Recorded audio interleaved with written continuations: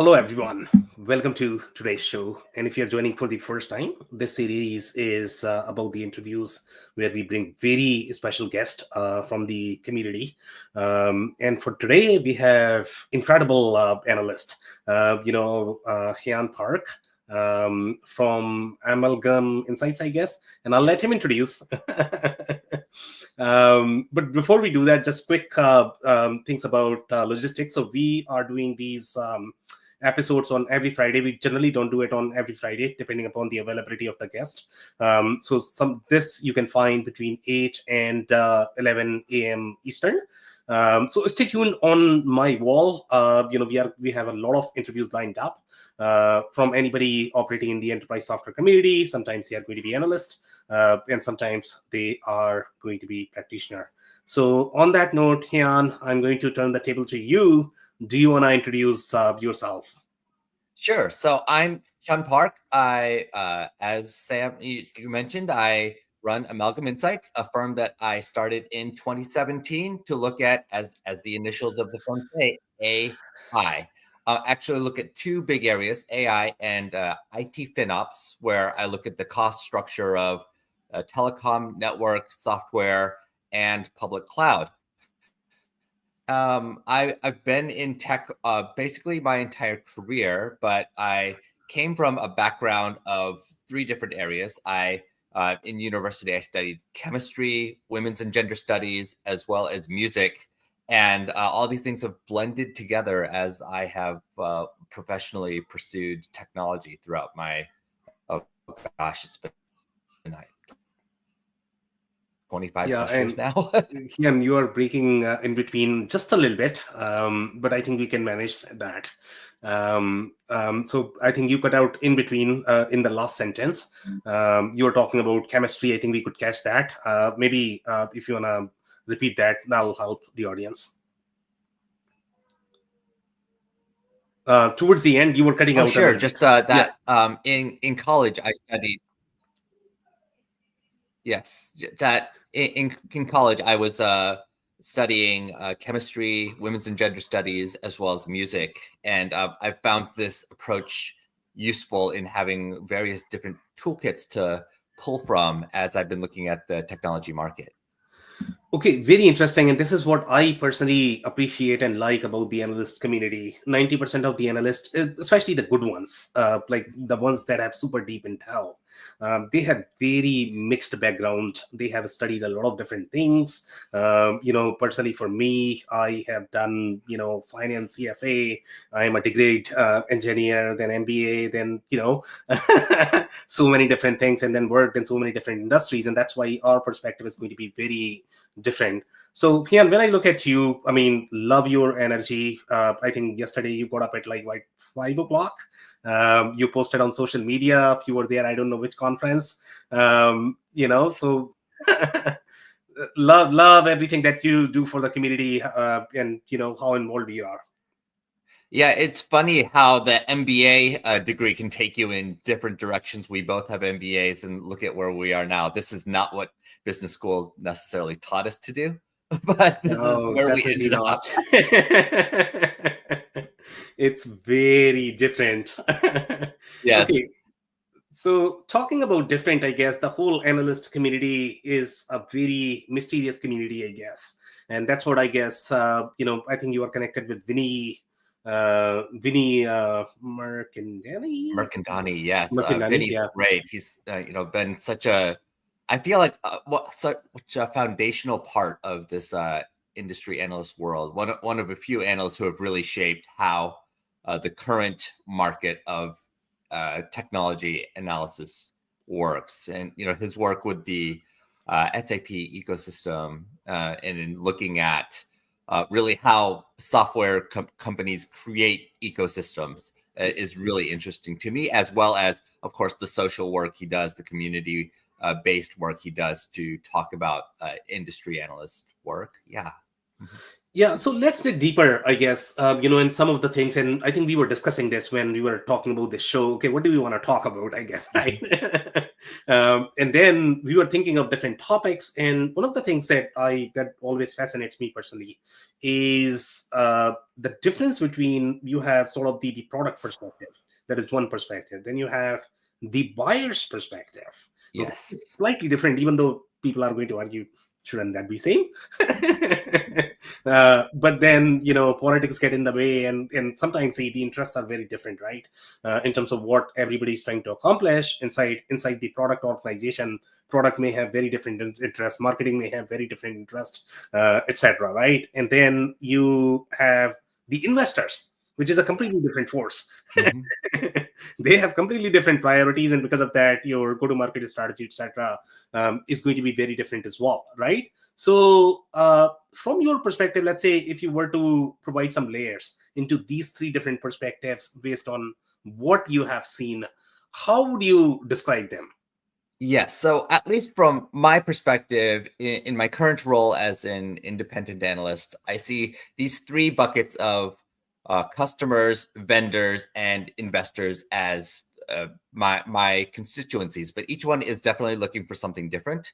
When I'm speaking with customers, I think back to my first decade in tech when I was an end user and I was helping both startups and enterprises to manage IT. That was my literal job. I was working IT project management. I was working in IT cost management. I was dealing with bills. I was talking to vendors, trying to beat them down, trying to get my KPIs done. And honestly, that's what the customer mindset, the end user mindset, when they're talking to me, they're trying to solve a problem. They are looking for recommendations on AI technology, data management technologies, business intelligence, IT cost management, IT asset management. They are looking for nuts and bolts solutions that are better than spreadsheets to get the job done. That is the most basic challenge that I run into. Typically, they will have two or three solutions that they have looked into pretty closely, and that gives me an idea of whether they are going in the right direction or whether they might need to look at one or two new players that they might not have had on their list. And it's really about providing them with guidance. And I find those conversations to be the most fun, to be honest. That's why I got into this analyst game, because I thought there was room for more advisors, people who could actually help Yeah. customers to shortlist their efforts and to look for newer vendors that might get lost in status quo thinking.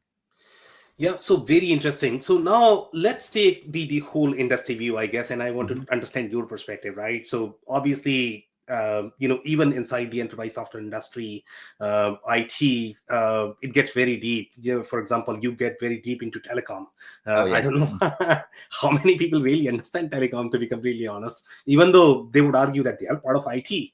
Uh, Mhm. Now, when you get into the whole, for example, let's say manufacturing gets very deep as well in the MES layer. Sure, Oh, you have yes. enterprise software, but then you have the hardware play as well. So IT is pretty much everything. So let's say if you were to provide the overarching view of the industry, how would you structure or group, maybe categorize, different categories that we have inside IT as well as enterprise software? Gosh, there's so many different types of IT right now, dealing both. It used to be really simple. When I started 16 years ago, I feel like it was much easier to simply split this kind of into software and hardware, and there were a few basic software categories that really mattered in the IT world, such as ERP and CRM. Some MES systems to some extent, but things like manufacturing systems were seen, and SCADA were seen as this kind of stepchild to the side compared to the core CRM, ERP, and database IT world that existed. But now everything is digital, right? So we have to look at each of these little categories that exist, and there's a lot of room to specialize into these niches. And I think, especially with sales and marketing, there has been this explosion of capabilities that now exist that used to just be a lot of guesswork. And I feel like really every department in the workplace now has its own set of technologies that are interesting to look at. So even finance now doesn't just have a few software capabilities to look at, say, stocks or planning and budgeting, but there's things for consolidation and close, and you can look at treasury, you can look at tax, you can look at all these areas now that have their own software solutions and markets really that have to be considered. And of course, everybody has to worry about AI and whether something's in the cloud or not, which is our other completely different sets of technological considerations. Yeah. So I definitely want to dig into some of these stories, from the work that you have done. And I don't know if you are going to have live examples, of, and, funny ones, whatever, because, sometimes the analyst, they could be perceived as, I don't know, there is always a disconnect between how the enterprise software vendor sees the market versus how analysts, see the market, right? So I don't know if you're going to have any sort of funny stories there in terms of what you were trying to champion versus what they were trying to champion. I guess everybody has their own ways of looking the world, right? But before we do that, let's take your perspective on AI. So what do you think is going to happen with AI? What's your perspective? Let's say if you look at the whole IT industry, what's going to change? Are we going to experience any sort of changes in the enterprise software categories? Do you have any live examples of the categories that you have seen that you might be able to provide right now? Gosh, for most of the time that I've been running Amalgam Insights since 2017, we've been talking about the theme of from BI to AI, this inevitable transition of going from analytics and reporting and visualization and being a smart data analyst to being augmented with intelligence to get things done, and all the things that you have to learn to go from data to algorithmic augmented workflows. And that has been a real challenge because, frankly, people who are great at doing data analyst work don't necessarily want to have to figure out how to become data analysts. And vendors who are already making hundreds of millions of dollars in revenue don't necessarily want to be told that their technologies are becoming outdated and need to be upgraded.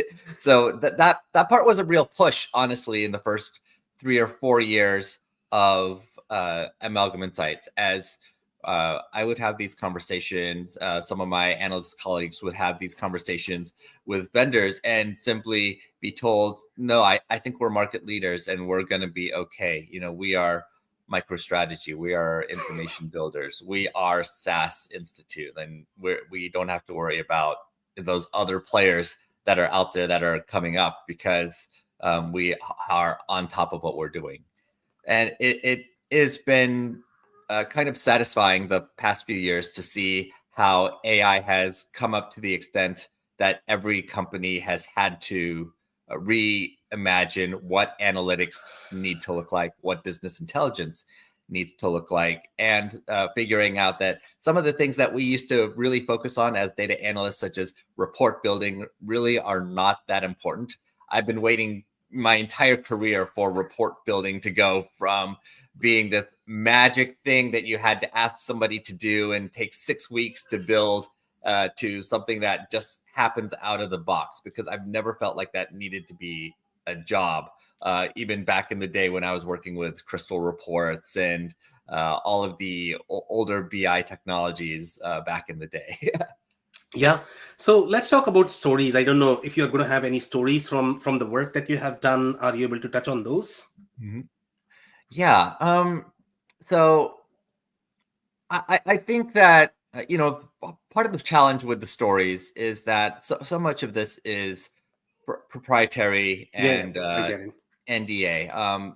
Like when you're a large enterprise company and you're talking about switching from SAP to Oracle, you don't want that to be a public story, Yep. or vice versa. Yeah. But I feel like one of the biggest themes that I've seen in my work is talking to vendors that continuously missed the mark with what they are doing. I think that it is very easy to get caught up in your own hype, especially when you've had initial success. And I feel like the most consistent thing I've seen in my career is walking into a market where you see a company that has raised $100 million run by some 25-year-old founder who insists that they know everything about the market and insists that you as an analyst are just a talking head who Yes. has no idea what they're talking about and can't provide any guidance on how to help get that company from, say, 100 million to 200 million.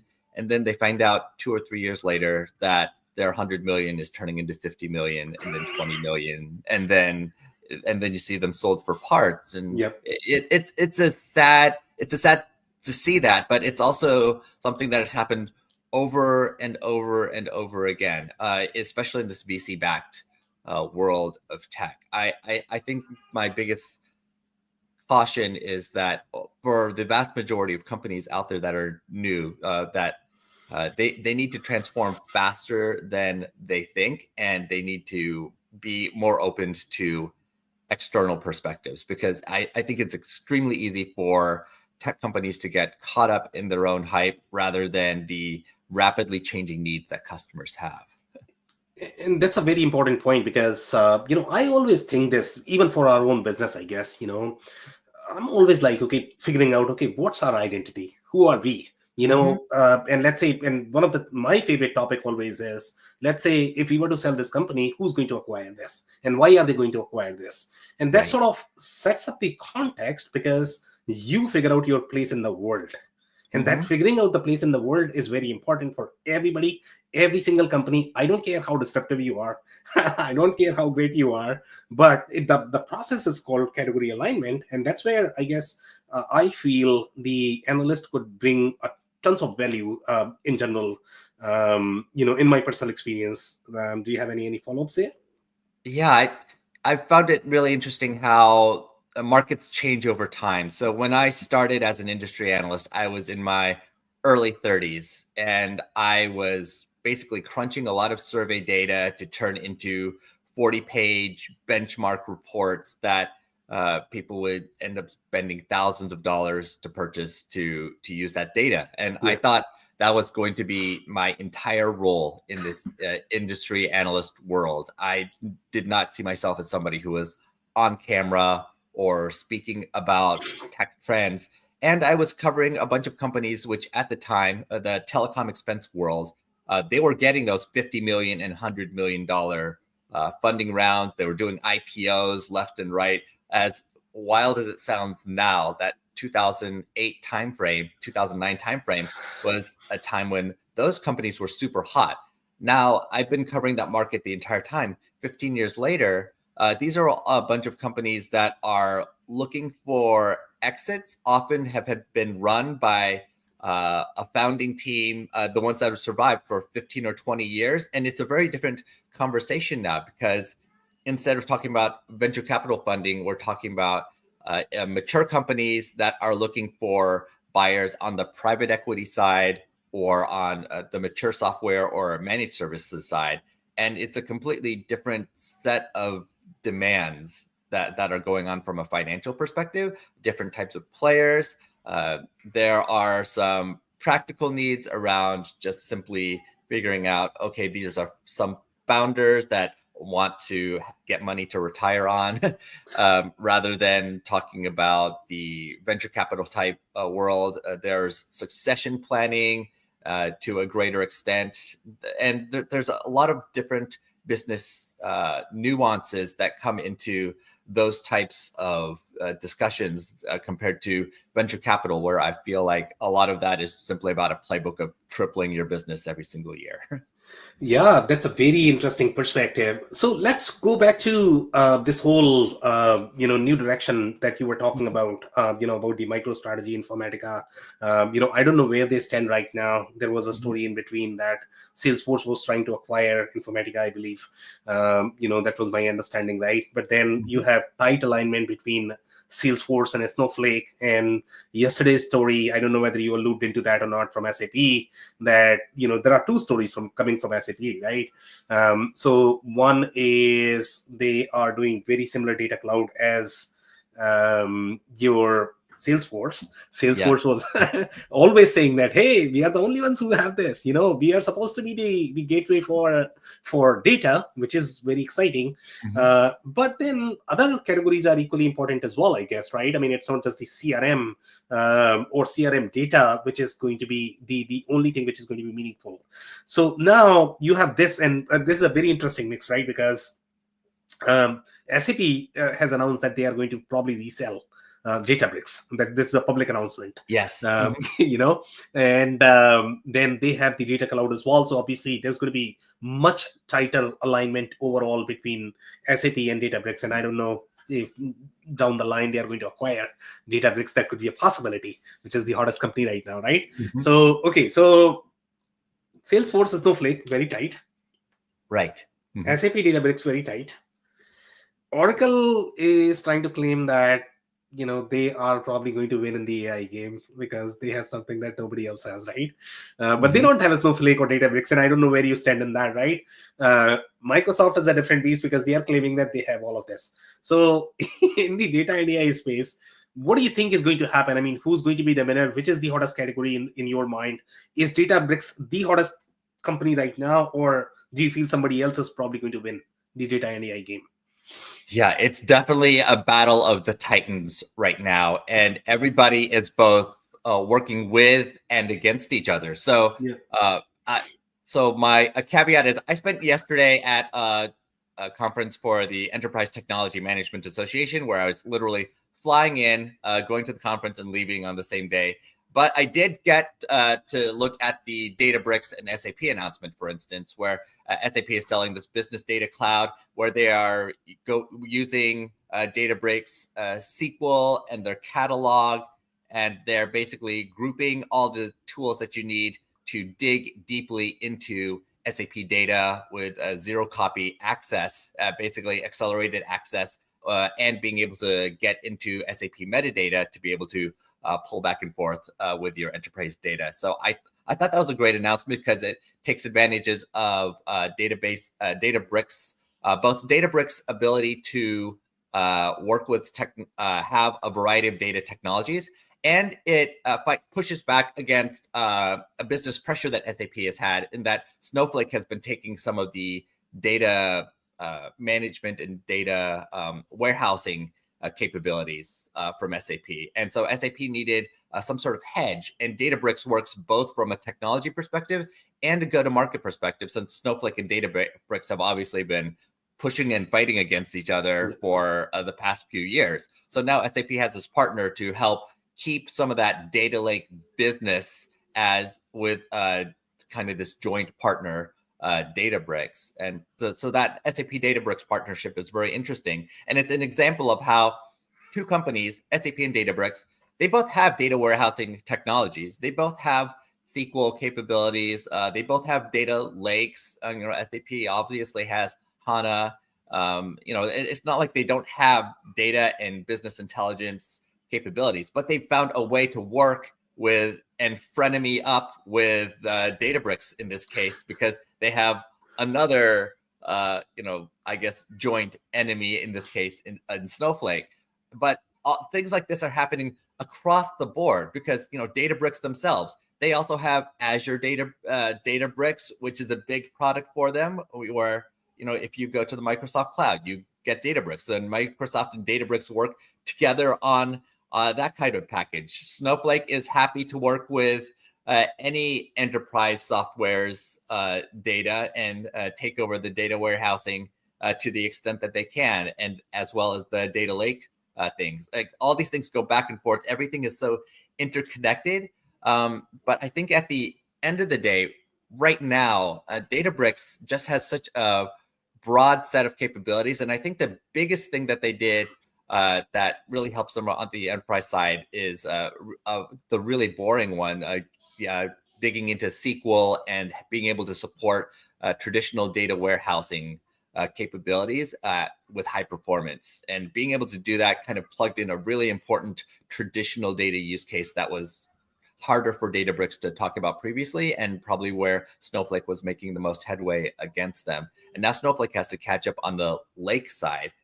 I see that as so I see Databricks having an edge right now, but it's far from over. Obviously, traditional players like Microsoft and Oracle still have cards to play. Yeah.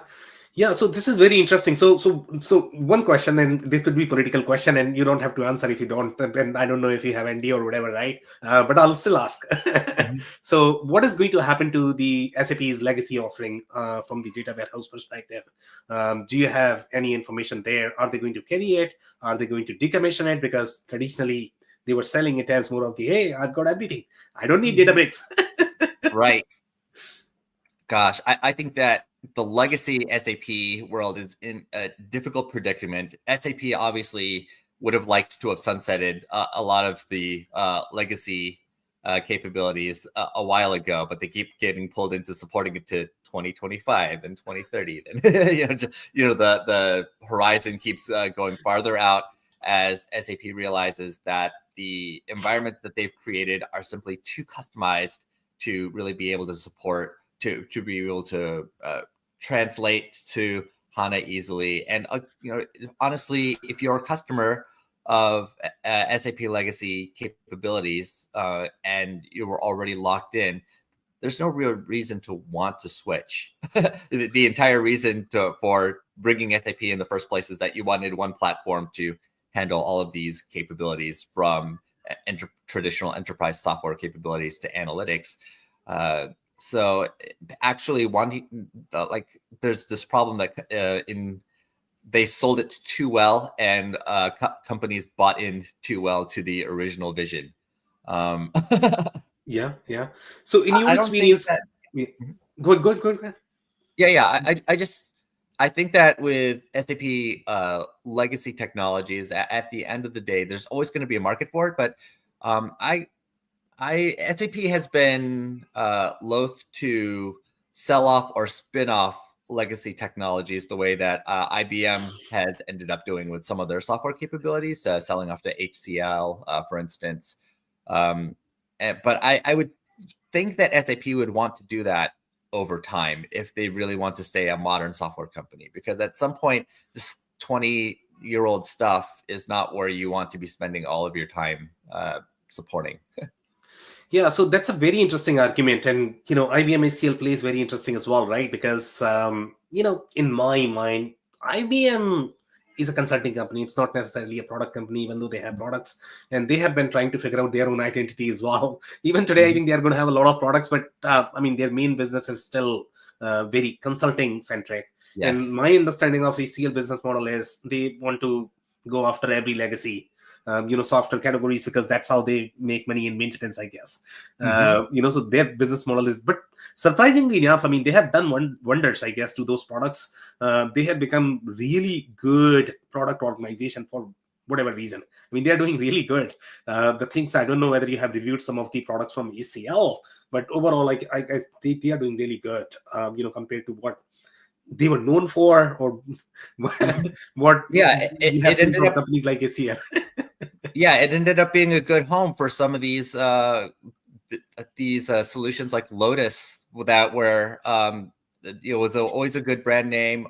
It does its job from a messaging perspective, but it just wasn't the right kind of business for IBM to be supporting over time.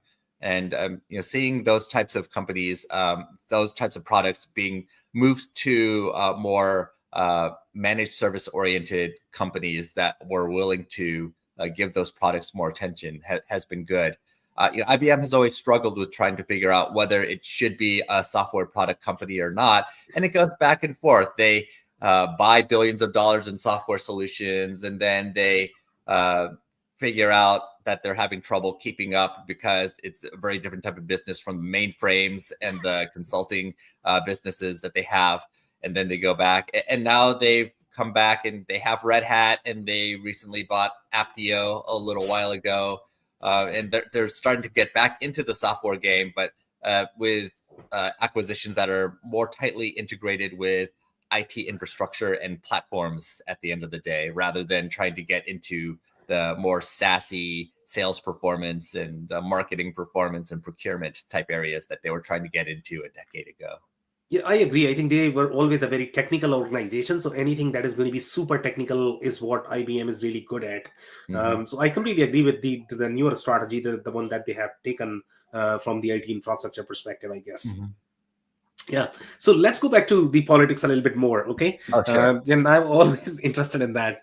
So obviously you have these alliances between your Databricks plus your SAP Databricks plus Microsoft. You already mentioned that they have that. I don't know if Microsoft plus Snowflake exists. I don't know if that is there or not. They must be open, I guess. Any of the cloud platforms. I don't think they are going to be as guarded. So now, I mean, Oracle's claim is that they are the data warehouse company. They were always the only reason why they got into the whole business software categories is because they wanted to sell more databases and more AI. Yes. So this was always their bread and butter. So what do you think? I mean, who's going to win in this game? Because in my mind, the Snowflake, Databricks, both are very new technology.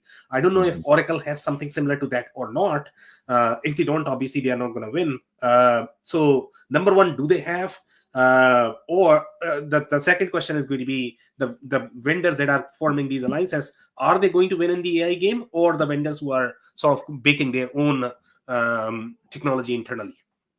Yeah, I think Databricks and Snowflake both have their strong use cases. Databricks is fantastic if you're working on an AI project and want to have some basic data infrastructure to figure out those models. Snowflake has always been, since its start, the easiest place to start for data warehousing. So I was a database administrator for a little while in my tech life. And just setting up a data warehouse has always been really complicated. And Snowflake just makes it super easy. I love how strategically Oracle has snuck back into the game. Oracle Cloud was considered, frankly, kind of a joke for a really long time.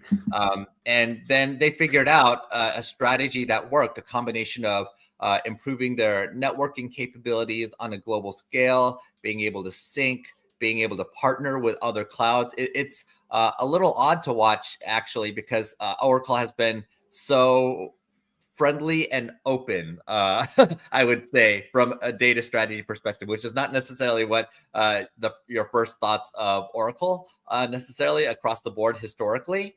But I do think that Oracle has figured out how to make their cloud an interesting capability that every enterprise wants to bring in addition to their cloud of choice, whether that be Amazon, Microsoft, or Google. And then, so for instance, the Microsoft Oracle synchronization in particular is really strong. But then Oracle has also gone after these primary data sources, such as Cerner on the healthcare side. They're rumored to be going after TikTok, possibly. And that is a piece of the puzzle that they are uniquely able to support because a company like Amazon or Google isn't necessarily going to go after these other big data sources. Microsoft could theoretically do it. They have some app strengths and capabilities, but they're not as likely to do so. So Oracle's kind of going in a different direction to grab all of the data than everybody else, and it's been working so far. So there are going to be these different paths that come into place. And then I haven't been talking about Microsoft very much so far, but obviously Microsoft has capabilities across the board in data and has for a long time. Microsoft SQL Server, everything around the Microsoft Azure world, everything around Microsoft Data Fabric. All these capabilities are definitely there and competitive across the board against other vendors. And Microsoft also has obviously their applications and their developer community that have been fantastic throughout the years. So it's hard to see Microsoft disappearing from the mix as either. It's this battle royale. It's really fun to watch. It is. It is. So let's talk about some of the legacy vendors, okay? And some of these are very interesting ones. And I don't know what your perspective is going to be, whether they are going to survive. What is their secret sauce? Maybe provide their strategy where they are excelling, why they are surviving. So my take is going to be Informatica, MicroStrategies, the second one that you had mentioned, and then the SaaS as well. I mean, when I look at SaaS, they show up in strange places. Sometimes I see them in like customer engagement, quadrant, and I'm like, okay, what the hell are they doing there? So SaaS, MicroStrategy, and Informatica. What's your take on that? Yeah, so SaaS, I've always found a really interesting company. Obviously, they have been a predictive analytics solution forever, and they successfully verticalized their solution to work with every other industry and department. So they have a book of business in pretty much every area where you would want to use analytics or data science at this point. But they haven't really been able to make the jump to cloud and AI, at least being associated with these topics the same way that a Databricks would, for instance. Nobody says Databricks versus SaaS, even though SaaS honestly has a lot of products that do directly compete. And so I think that's a real challenge. It's easy as an analyst to say, oh, SaaS is perhaps waning. And yes, from a pure numbers perspective, that's true. But from simply the book of business that they have, it's hard to just ignore $1 billion business at any point, no matter where the growth direction is. I think it's easier for us sometimes as analysts to be excited about the $50 million company that is growing rapidly rather than the elephant that is SaaS that you can't ignore. That said, I think it's a hard position that they're in, because SaaS kind of reminds me of, say, Tibco, a company that is ripe for acquisition and will unfortunately probably be broken up in some ways. Yeah, so maybe talk about Tipco as well, a little bit. Where is Tipco right now? Because, I mean, they are being disrupted by pretty much everybody in the market. I don't know how their iPaaS business is doing. I don't know if they call iPaaS. I mean, they were primarily the integration player. Then they had MDM as well.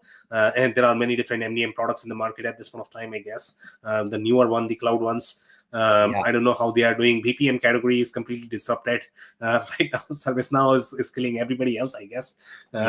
So where are they in your experience? They which one exactly?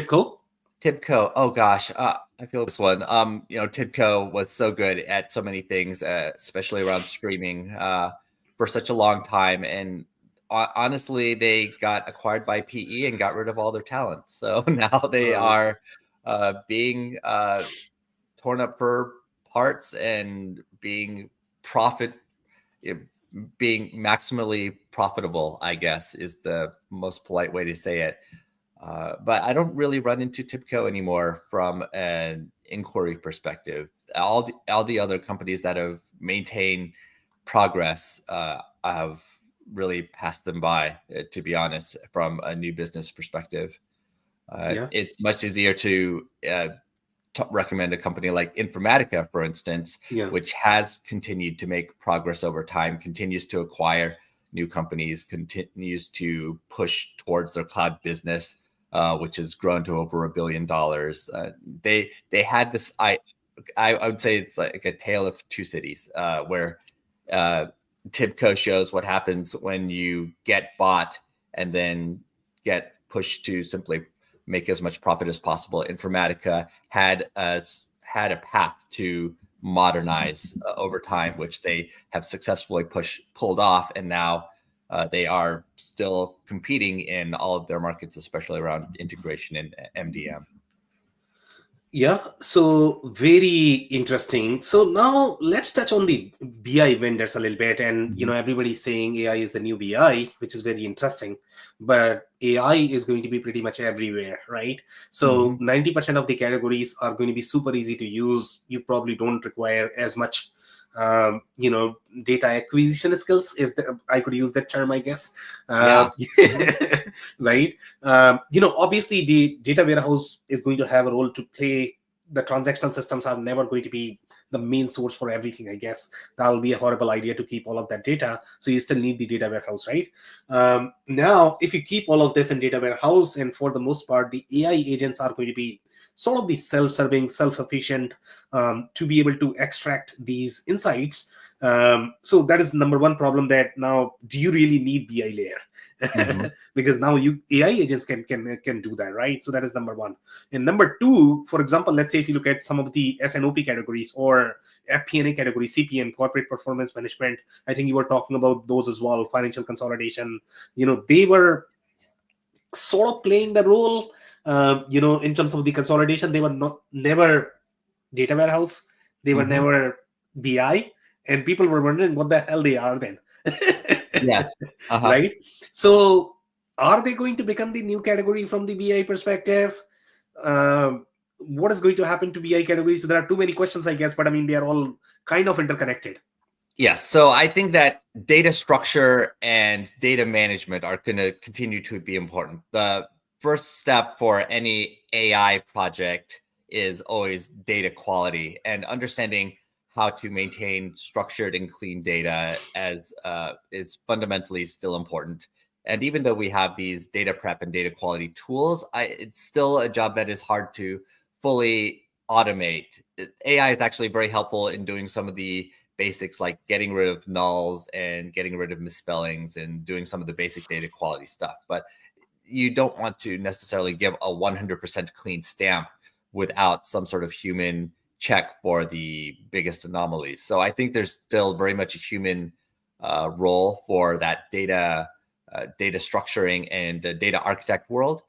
But I think that the traditional business intelligence story is about to be massively disrupted. So about a decade ago, a company called ThoughtSpot Yeah. really made a mark by doing natural language based analytics. And they did a fantastic job of selling their idea of basically analytics as Google search. But now that has become basically the expectation for every single BI Yeah. company under the sun, with the use of agents. And now the story is changing to how do we create sets of enterprise agents that create both the reports and the workflows, and perhaps some automation as well. That's going to be the next story of business intelligence, creating all these agents. And there's an interesting dichotomy going on there as well. I feel that you have the likes of Salesforce and ServiceNow, who obviously have their agents, but their agents are only for their own platform rather than for the data warehouse world or the enterprise data world in general. I think there's still some space for some third parties to come up and become the Tableaus and clicks of agents, or the Informaticas and MuleSofts of agents.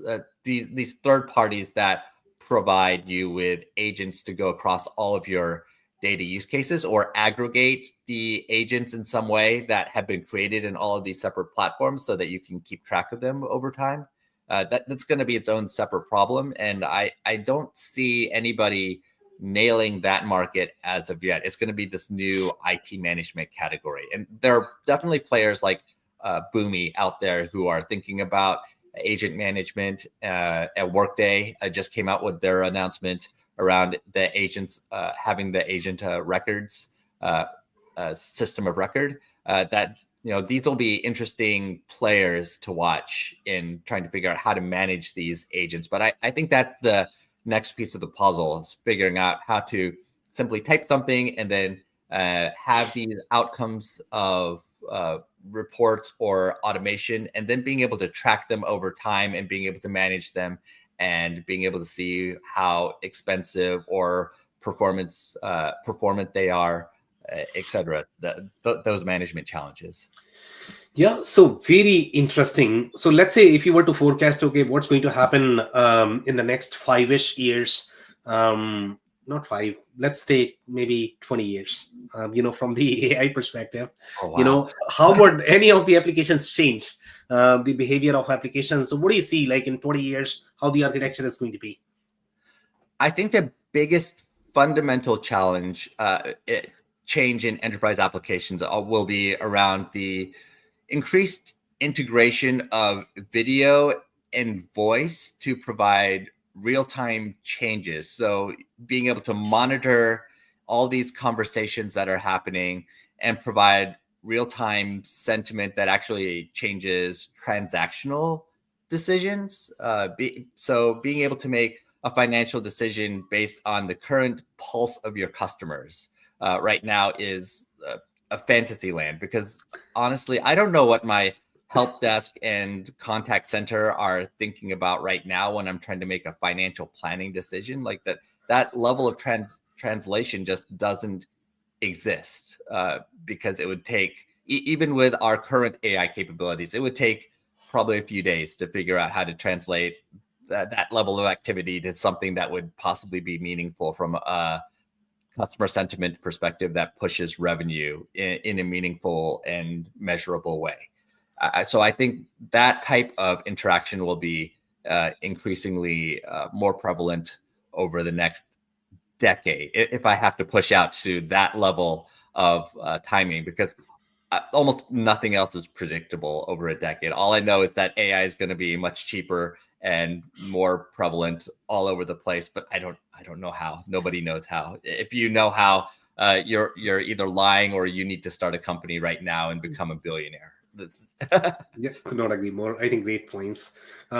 Did you want to cover anything that we could not cover as part of this episode?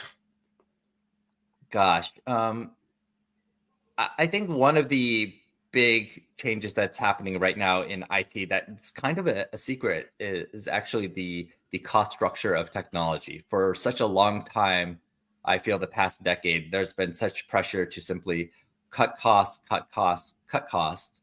And I feel like what got lost in that equation is the value of technology in driving revenue. There's so much documentation of IT in improving productivity, but I see that as kind of a zero-sum game, because when you're talking about productivity, you're often talking about getting the same job done afterwards that you got done before and just cutting people out, which is we're both MBAs. We know that is a one of the business goals that you have. But if that's the only business goal you have, you're basically on a sinking ship if you're not thinking about how to grow your revenue as well. So I feel like one of the new trends that I'm seeing that is nice to see is how technology actually is supposed to help with revenue as well, with I would say forward-thinking companies. And being able to figure out not just how cloud is there to keep you from having to buy another server, but what this actually means in terms of being able to build a much larger company. I feel like that has been a useful trend to see over the past couple of years that has not necessarily been as prevalent in the past. Okay, perfect. Any more final, thoughts and any sort of, plug that you might have? And if people want to reach out to you, how they can find you? Oh yeah. So I would say, just as a final thought, that uh, although I'm really bullish on AI as a future-facing technology, I really do think that this is a year to be testing out AI, and there will be a lot of pressure from the CFO office to provide a quick 12-month or 6 to 12-month payback period.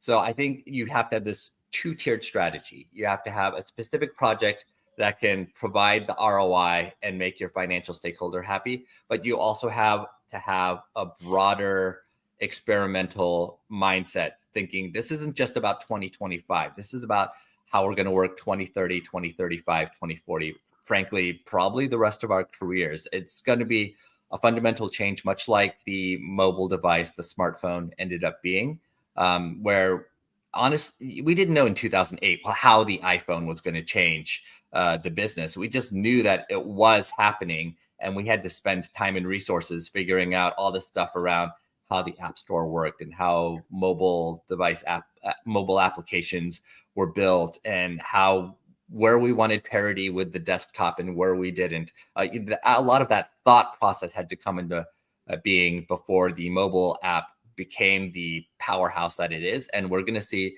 the same type of thing with AI agents and AI capabilities. So I'm really excited to see how everybody figures this out. And that's going to be our job, right, Sam? Yep. We're just going to be here trying to stay one step ahead of everyone else, and then sharing the information with everyone. Arbitrage game. That's definitely our job. I mean, that's a responsibility that we have to shoulder. Yeah. But that's also fun, right? I mean, we really love this space. Being the analyst, tracking the industry, really guiding them where they need to go, I guess. Yeah, absolutely. Yeah, perfect. So I think we are, coming to close right now. Hyoun, I really want to thank you for your time. You are incredible. Lots of energy and insights always. So always fun partnering with you. Just for my audience, if you joined for the first time, this was part of our podcast series for which we meet every Friday. Generally not every Friday, but if you want to stay tuned to future episodes, you simply need to watch my wall. On that note, thanks everyone for tuning in today. Thanks, Hyoun.